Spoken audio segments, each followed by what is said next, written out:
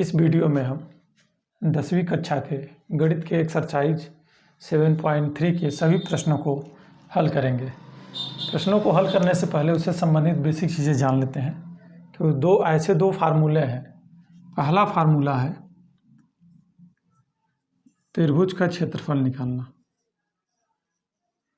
त्रिभुज का क्षेत्रफल हम कैसे निकालेंगे, ठीक है। उसके लिए कौन सा फार्मूला है, ध्यान दीजिए। यदि ऐसे ए बी सी एक त्रिभुज दिया है, मान लेते हैं ए बी सी, और ए का निर्देशांक है x1, y1, और बी का दिया हो x2, y2, और सी का दिया है x3, y3, और कहे कि इस त्रिभुज का हमें क्या निकालना है, क्षेत्रफल निकालना है, ठीक है। इस त्रिभुज का हमें क्षेत्रफल निकालना है। यहाँ लिखते हैं यदि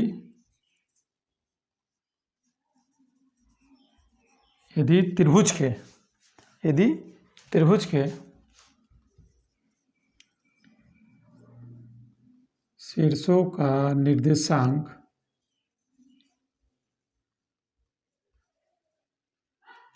क्रमशः ए x1, y1, B x2, y2 तथा सी x3, y3 हो, तब त्रिभुज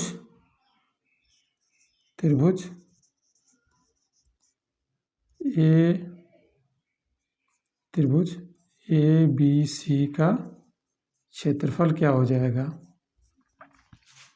1/2 ब्रैकेट में x1 y2 minus y3 plus x2 y3 minus y1 plus x3 y1 minus y2। यही त्रिभुज का क्षेत्रफल निकालने का फार्मूला है। त्रिभुज ए बी सी का जो क्षेत्रफल होगा इक्वल टू 1/2 ब्रैकेट में x1 y2 minus y3 plus x2 y3 minus y1 plus x3 bracket में y1 माइनस y2। इसी में इन त्रिभुज के तीनों शीर्षों के निर्देशांकों को हम क्या करेंगे, वैल्यू रख देंगे, तो त्रिभुज का क्षेत्रफल ज्ञात हो जाएगा। दूसरा, मुख्यतः संरेख होने का प्रतिबंध क्या होगा। संरेख होने का प्रतिबंध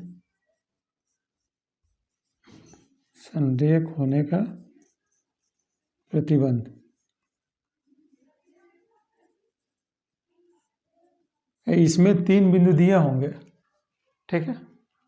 तो संरेख हो कब होगा, जब तीनों एक ही सरल रेखा पर स्थित हो।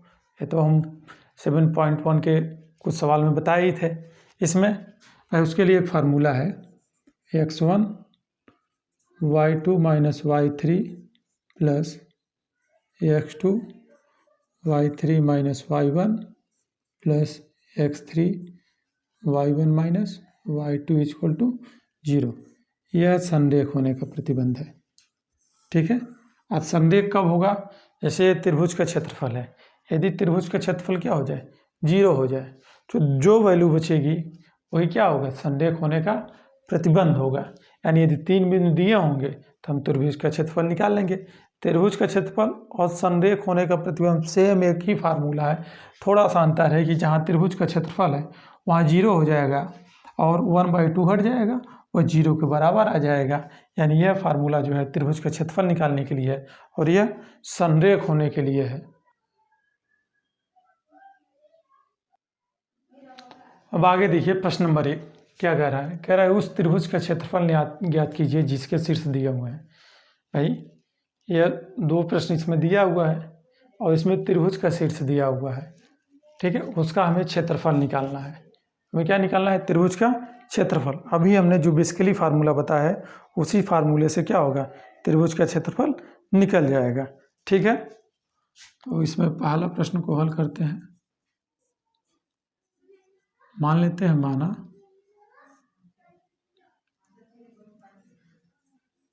त्रिभुज के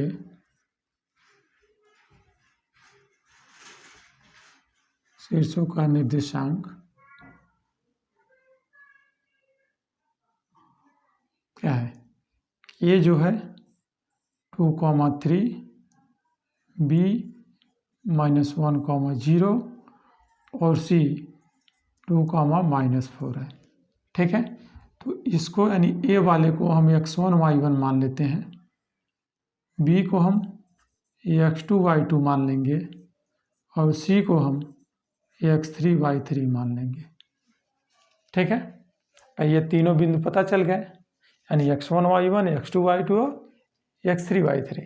अब हमें निकालना है त्रिभुज ABC का क्षेत्रफल, तो लिखेंगे एरिया त्रिभुज ABC, यानी त्रिभुज ABC का क्या हो गया? क्षेत्रफल। तो फार्मूला होगा 1/2 x1 y2 minus y3 plus x2 y3 minus y1 plus x3 y1 minus y2। यही सेम फार्मूला है। अब इसमें हम क्या करेंगे? वैल्यू रख देते हैं 1/2। अब ध्यान दीजिए, x1 की वैल्यू 2 और y2 की वैल्यू क्या है? 0। y2 की वैल्यू 0 माइनस आ गया। ठीक है, y3 की वैल्यू -4 रख दिए प्लस x2 की वैल्यू -1, फिर y3 की वैल्यू -4 माइनस आ गया, y1 की वैल्यू 3 प्लस x3 की वैल्यू 2 और y1 की वैल्यू 3 आ गई और y2 की वैल्यू 0। ये हम वैल्यू ऐसे रख देंगे, इसको हल करेंगे 1/2, ये 2 हो गया, 0 प्लस 4 यहाँ, फिर यहाँ पे जुटेगा -7 प्लस 2 इंटू 3। हल कीजिए तो 1/2 यहाँ हो जाएगा 2 इंटू 4, यहाँ हो जाएगा क्या होगा? माइनस माइनस प्लस हो जाएगा 7, 2 3 6, 1/2 2 चौक 8 प्लस 7 प्लस 6, ये आया। ठीक है, अब इसको हम क्या करेंगे? ऐड कर लेते हैं। तो 8 6 14 7 21, 21/2 वर्ग इकाई। ये क्या होगा? एरिया ऑफ त्रिभुज ABC का क्या होगा? क्षेत्रफल होगा। यानी त्रिभुज ABC का क्षेत्रफल क्या है? 21/2। हमने यहाँ क्या किया? 8 7 और 6 को जोड़ दिया और जोड़ने के बाद 1 में उसका गुणा कर दिया, तो आ गया 21/2 वर्ग इकाई। अब प्रश्न नंबर 1 का दूसरा पार्ट देखते हैं कि वो दूसरे प्रश्न में क्या कह रहा है। इसमें भी त्रिभुज का क्षेत्रफल निकालना है। ठीक है, तो अभी हमने प्रश्न लिखा था, तो मान लेते हैं, माना दिए गए बिंदु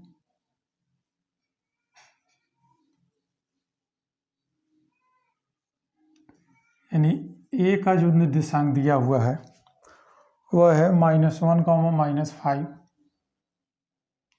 -1, -5, -1 है, और बी का जो निर्देशांक है वह 3, -5 है, और सी का निर्देशांक जो है वो 5, 2 है। ठीक है, और इन तीनों बिंदुओं से क्या बन रहा है? एक त्रिभुज बन रहा है। तो कह रहा है इस त्रिभुज का हमें क्या निकालना है? क्षेत्रफल निकालना है। तो ए बिंदु को हम मान लेंगे x1, y1, बी को x2, y2 और सी को x3, y3। अब यहाँ पे एरिया त्रिभुज ABC का, यानी त्रिभुज ABC का क्षेत्रफल क्या होगा? तो फार्मूला होता है 1/2 x1 y2 minus y3 plus x2 y3 minus y1 plus x3 y1 minus y2। यानी इस फार्मूले से हम क्या करेंगे, इस त्रिभुज का क्षेत्रफल निकाल लेंगे। यानी यदि ये फार्मूला आपको याद है तो त्रिभुज का क्षेत्रफल निकालना बहुत ही आसान है। देखिए वैल्यू पुट करते हैं, x1 की वैल्यू -5, ठीक है, और y2 की वैल्यू, x1 की वैल्यू -5 हो गई, y2 की वैल्यू -5 माइनस y3 की वैल्यू 2 प्लस x2 की वैल्यू 3 और y3 की वैल्यू 2 और y1 की वैल्यू क्या है -1 रख दिया, प्लस x3 की वैल्यू 5 और y1 की वैल्यू हो जाएगी -1 माइनस y2 की वैल्यू -5। ठीक है, ये बहुत ही आसान सवाल है। केवल हमें क्या करना है, जो 3 बिंदु दिए होंगे उसको x1 y1 x2 y2 x3 y3 मान लेंगे और फार्मूला लिख देंगे, उसमें उसी मान को क्या करेंगे, रख देंगे। उसके बाद हम सॉल्व करेंगे तो 1/2 ये है -5, तो जुटेगा तो -7 हो जाएगा, प्लस 3, यहाँ ध्यान दीजिए 2 है, या माइनस माइनस का गुणा होगा तो प्लस हो जाएगा, जुटेगा तो 3 हो जाएगा, प्लस 5, यहाँ ध्यान दीजिए -1, या माइनस माइनस का गुणा होगा प्लस हो जाएगा, घटेगा तो 4 हो जाएगा। ठीक है, यानी आ गया 1/2, यहाँ गुणा करेंगे प्लस कितना होगा 7 × 5 = 35, प्लस 3 × 3 = 9, 5 × 4 = 20, इतना आया 1/2 इंटू, इसे हम जब जोड़ेंगे तो कितना होगा भाई 9 5 14 का 4 हो जाएगा, और 3 2 5 1 6 64, यानी हो गया 64/2, काटेंगे 2 3 6 2 दूना 4, यानी 32 वर्ग इकाई, यानी एरिया आ गया त्रिभुज ABC का 32 वर्ग इकाई। ये सेकेंड पार्ट हो गया। अब अगला प्रश्न नंबर 2 में कह रहा है कि निम्नलिखित में से प्रत्येक में k का मान ज्ञात कीजिए ताकि तीनों बिंदु संरेख हैं। भाई ये तीनों बिंदु दिया है, दूसरे वाले में 2 पार्ट है ना, 3 बिंदु दिए हुए हैं। कह रहा है कि ये तीनों बिंदु क्या हैं, संरेख हैं। तो कह रहा है k का मान निकालिए। तब k का मान देखिए कैसे निकालेंगे, हल करते हैं। पहला तो मान लेते हैं कि a बिंदु जो दिया है वो 7, -2, b है 5, 1, c है 3, k, तो इसको हम मान लिए x1, y1, b को मान लेंगे x2, y2, और c को मान लेंगे x3, y3। अब संरेख होने का प्रतिबंध, संरेख होने का प्रतिबंध,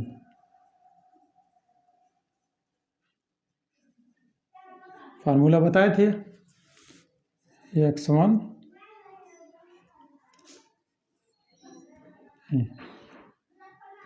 इसको हटा देते हैं, इसमें आएगा x1 y2 minus y3 plus x2 y3 minus y1 plus x3 y1 minus y2। ठीक है, इस फार्मूले में हम ABC का मान क्या करेंगे, रख देंगे, तो k की वैल्यू हमें क्या होगी, प्राप्त हो जाएगी। तो x1 की वैल्यू 7 और y2 की वैल्यू 1, k की वैल्यू यानी y3 की वैल्यू k हो जाएगी, प्लस x2 की वैल्यू 5, ठीक है, और y3 की वैल्यू k, y1 की वैल्यू -2 रख दिया है, x3 की वैल्यू हो गई 3 और y1 की वैल्यू -2 और y2 की वैल्यू 1 = 0 हो जाएगा। ठीक है, इसको हल करेंगे, यानी 7 1 - k प्लस 5, यहाँ हो जाएगा k प्लस 2 प्लस 3, यहाँ हो जाएगा -3 इक्वल टू 0। ठीक है, ये होगा। आगे 7 - 7 के गुणा कर देंगे प्लस 5k + 10 - 9 इक्वल टू 0 आ गया। ठीक है, अब देखिए भाई 7k में से 5k घटेगा तो -2k आएगा। यहाँ 7 और 10 जुटेगा तो 17, 17 में से 9 घटेगा तो क्या होगा, 9 8 17, 8 आ गया इक्वल टू 0। यही आएगा, वो भी प्लस में आएगा, यानी -2k इक्वल टू -8 हो जाएगा। माइनस माइनस कैंसिल हो जाएगा, k इक्वल टू 8/2 कैंसिल हुआ 4, k की वैल्यू आ गई 4। यही क्या होगा, k का मान होगा। अब इसी प्रकार हम दूसरे सवाल को भी क्या करते हैं, सॉल्व करते हैं। यहाँ भी हल करेंगे। तो क्वेश्चन नंबर 1 का था, ये सेकंड हो गया। तो यहाँ भी a इक्वल टू यानी 8,1 लेंगे, इसको मान लेंगे x1, y1। b k, -4 हो जाएगा और ये हो जाएगा x2, y2। फिर c जो होगा 2, -5, ये हो जाएगा x3, y3। अब यहाँ भी लिखेंगे संरेख होने का प्रतिबंध। फार्मूला सबको पता है, x1 y2 - y3 plus x2 y3 - y1 plus x3 y1 - y2 equal to 0। यहाँ भी सेम फार्मूला लगेगा और उसमें क्या करेंगे, हम मान को रख देंगे। x1 की वैल्यू 8 और y2 की वैल्यू -4 और y3 की वैल्यू 1। नहीं, y3 की वैल्यू ध्यान दीजिए भाई, y2 की वैल्यू -4 आ गया और y3 की वैल्यू है -5 रख दिए और x2 की वैल्यू हो गई k, y3 की वैल्यू -5, y1 की वैल्यू 1 प्लस x3 की वैल्यू 2, y1 की वैल्यू हो जाएगी 1 माइनस y2 की वैल्यू -4 इक्वल टू 0। हम सभी वैल्यू क्या करेंगे, इसमें पुट कर देंगे। फिर आगे 8 अरे -4 + 5 हो जाएगा प्लस k, यहाँ -6 हो जाएगा प्लस 2, 1 + 4 इक्वल टू क्या हो जाएगा 0। यानी वैल्यू पुट करने के बाद हम उसको क्या करेंगे, सॉल्व करेंगे। ठीक है, तो सॉल्व करते हैं। तो y1 की वैल्यू 1 थी। ठीक है, अब आगे देखिए, यहाँ पे हो जाएगा 8, यहाँ हो जाएगा 1, यहाँ -6k प्लस यहाँ हो जाएगा 5 होगा, 2 × 5 equal to 0। 8 - 6k + 10 equal to 0। तो -6k + 18 इक्वल टू क्या हो जाएगा 0। -6k equal to -18, minus minus cancel, k equal to 8/6, 18/6 हो जाएगा, यानी k इक्वल टू हो गया 3। यानी ये दूसरी वैल्यू आ गई, k इक्वल टू 3।